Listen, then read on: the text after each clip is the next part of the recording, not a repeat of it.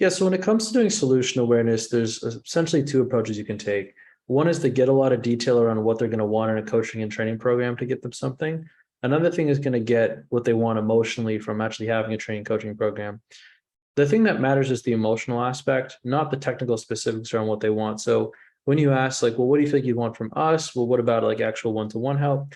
I used to think that stuff is important, but it's really not. The biggest thing you're trying to figure out in solution awareness is ascertain whether they've been burned in the past from trying coaching and consulting, and also try to help find problems and poke holes in what they've currently done and flush out objections.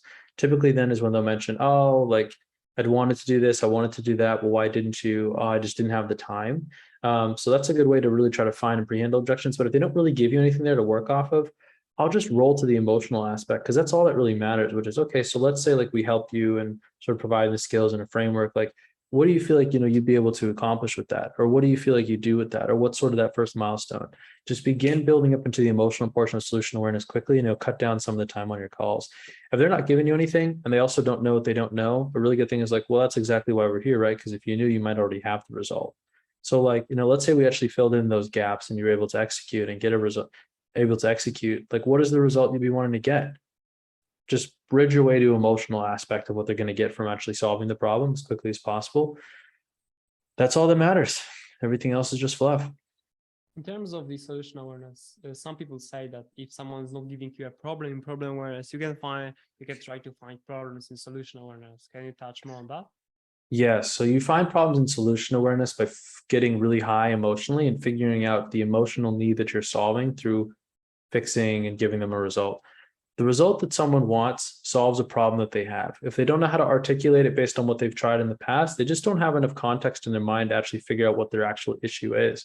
And that's fine because some people have different levels of awareness. Some people will be vulnerable with you early too and tell you the real problem. Some people need 10, 15 minutes to be comfortable being vulnerable with you to actually give you the real problem. So when you go up in solution awareness, typically they'll be like, well, I want to do all this so I can give and contribute to the world at large. Just for example, if a call I just got off of, guy was really high level, wanting to do like, charitable work, but he needed money now. He didn't want to talk too much about how he wasn't financially in the best place, but he wanted to talk a lot about how he wanted to use his money to have a big impact on the world. And so when he was like, well, I guess like, does that mean maybe you're not having, he was like, oh, I want to help the world and like help Hawaii as a whole and redevelop and develop jobs and give to these charities I'm a part of. And I was like, well, I guess does that mean like maybe you're not giving as much as you'd like to now? Yeah. And I guess, has that had an impact on you? Yeah, it has. That's the real problem. He feels like he's not giving enough. Not that his business is falling apart and that he's broke. He just feels like he's not giving enough to the world as a person. Now, money is typically a vehicle that's used to help people solve root desires such as giving, love, compassion, significance.